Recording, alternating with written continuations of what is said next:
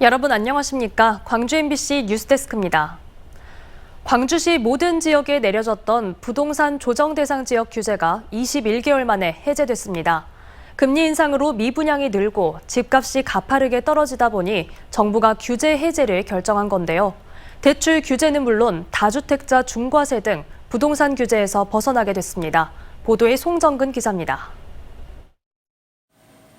지난 2020년 12월 부동산 조정 대상 지역으로 지정된 광주 5개 자치구.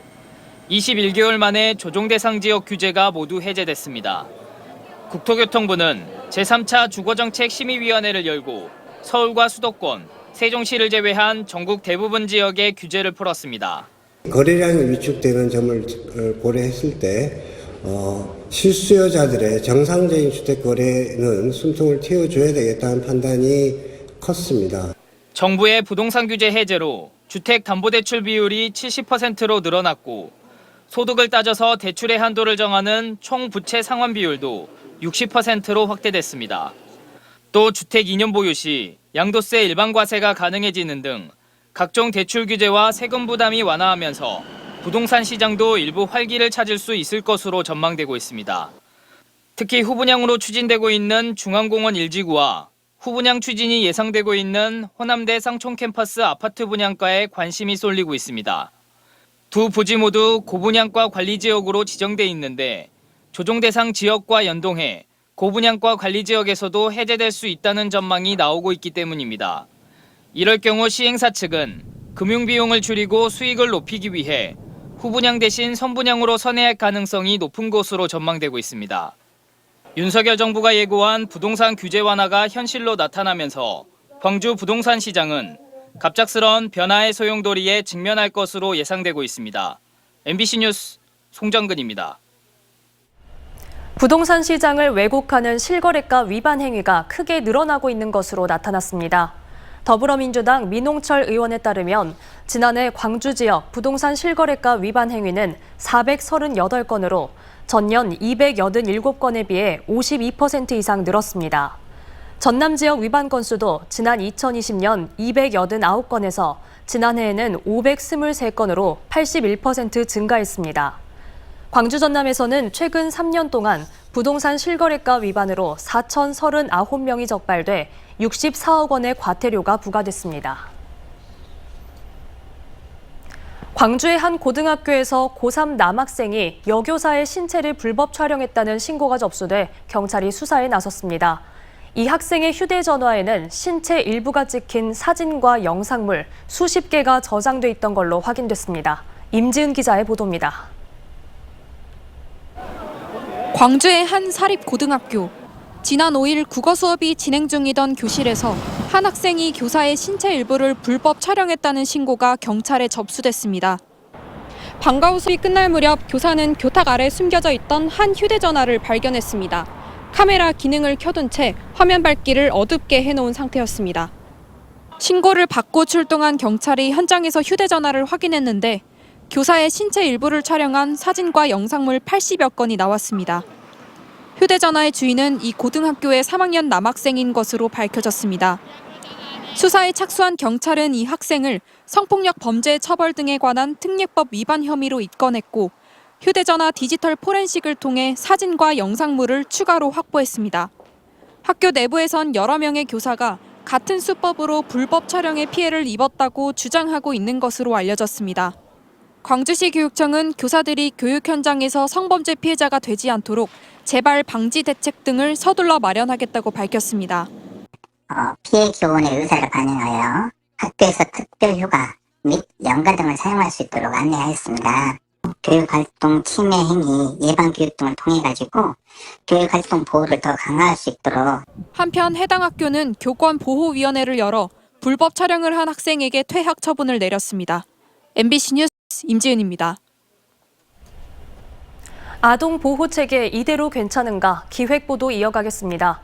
보호 대상자였던 아동이나 청년들이 어려움을 겪는 이유는 자립 준비를 미처 하지 못한 채 사회에 던져진다는 점 외에도 다양합니다.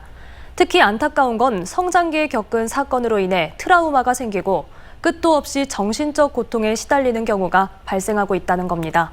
이다현 기자가 취재했습니다. 한 인권단체에 접수된 상담 기록입니다. 지금은 20대가 된 이 청년. 광주의 한 아동 양육시설에서 지내던 중학교 2학년 때 외부 사람에게 성폭행을 당했습니다. 청년은 사건 이후로 목숨을 끊고 싶다는 충동이 들기 시작했다고 회상합니다. 경찰 신고와 심리치료 프로그램이 진행됐지만 트라우마는 끝내 지워지지 않았습니다. 충동은 실제 자해로 이어졌습니다. 이 청년은 중고등학교 내내 정신병원 입원과 퇴원을 반복했고 지금도 병원에서 치료를 받고 있습니다. 우울증에 빠져서 결국은 정신과 약을 계속 먹어야 되고 나중에는 스스로 정신병원을 들어가요. 지난달 광주에서 스스로 세상을 등졌던 20대도 평소 우울증에 시달렸습니다. 어머니가 자살 때 그것이 있었대요. 그 충격? 뭐 이런 거 저런 것이 이제 완전히 계속 평생의 트라우마로. 가정폭력과 아동학대, 빈곤과 범죄 피해 같은 경험들은 우울증이나 ADHD 등 정신질환 발생 가능성을 높입니다. 트라우마가 있는 보호 아동일수록 섬세한 관찰과 관리가 필요합니다. 정도에 따라 미래를 설계하는 건 엄두도 내지 못할 수 있고 심각한 경우엔 비극적 선택이 우려됩니다. 이런 상황을 줄이려면 정확한 실태와 더불어서 치료 환경이 잘 갖추어졌는지, 적절한 치료법들이 동원되고 있는지 등을 구체적으로 살펴봐야 합니다. ADHD 진단을 받은 양육시설 아동 10명 중 9명꼴로 약물 처방을 받은 것으로 알려졌는데 이는 전체 아동에 비해 높은 비율입니다. 일반 가정에서와 달리 운동치료와 놀이치료, 미술치료와 같은 다른 선택지는 잘 시도하지 않기 때문인 것으로 분석됩니다. 우울증 등 장기간 치료가 필요한 다른 정신질환과 관련해서도 면밀한 추적 조사가 필요하다는 지적이 제기됩니다. 양육시설 아이들이기 때문에 뭔가 피해를 받고 있는 게 아닐지 일반 아이들과 너무 많은 정신치료나 이런 차이가 있으면 안 되잖아요. 이 아이들이 어떤 치료나 어떤 환경에 있는지를 확인하는 작업들은 아주 중요하지 않을까. 트라우마의 여파가 무한정 이어지는 악순환이 지금도 어디선가 되풀이되고 있습니다. MBC 뉴스 이다연입니다. 코로나 시대 이후 사실상 첫 대면으로 치러지는 제14회 광주 비엔날레에 참여 작가와 전시의 밑그림이 나왔습니다. 제3세계 작가 위주로 광주에서 처음 소개되는 작품이 90%가 넘고 관객 동선도 예전과는 달라지는 등 차별화를 통한 경쟁력 확보에 주안점이 있습니다. 한신구 기자가 소개합니다. 시각장애인의 소통 방식을 탐구한 크리스틴 썬킴의 모든 삶의 기표. 대량 학살이 일어난 캄보디아에서 어린 시절을 보낸 작가의 기억이 투영된 쇼피 피치의 춤까지. 제14회 광주 비엔날레는 이처럼 물처럼 부드럽고 여리게라는 주제 아래서 은은한 광륜과 행성의 시간들이라는 4가지 소주제를 관통하는 작품들이 선보입니다. 특히 80여 참여 작가 가운데 제3세계 작가가 다수를 차지하고 광주에서 처음으로 소개되는 작품이 90%를 넘습니다. 다른 사람들이 아직 잘 모르고 그렇지만 너무나 가치가 있는 그런 보석같이 숨어있는 작가들을 많이 좀 보여줘야 되겠다. 광주 학생 독립운동과 5.18 등 광주의 역사와 정신을 조명하는 외국 작가의 다양한 커뮤니티 작품과 함께 우즈베키스탄 한인 동포와 호주와 일본, 남아프리카 공화국 등의 소수 민족과 흑인이 겪었던 차별과 억압에 대한 작가들의 생생한 경험도 곁들여집니다. 관객의 이해와 대중성을 확보하기 위해 작가 스스로의 목소리에 더욱 집중하는 한편 천정을 낮춰서 전시장에 고개를 숙이고 들어가는 등 역대 전시와는 다른 관객 동선으로 차별화를 시도하고 있습니다. 광주 비엔날레라고 하는 그 자부심 그리고 사명감을 가지고 차별화된 그런 담론을 저희가 발산해 나가겠습니다. 지난해 불거진 조직 갈등을 딛고 코로나 시대 이후 사실상 첫 대면으로 치러지는 제14회 광주 비엔날레는 내년 4월 7일부터 7월 9일까지 비엔날레 전시관을 비롯해서 국립광주박물관과 호랑 가시나무 아트 폴리곤 등에서 열립니다. MBC 뉴스 한신구입니다. 김성환 광주환경공단 이사장 내정자에 대한 인사청문회가 실시됐습니다.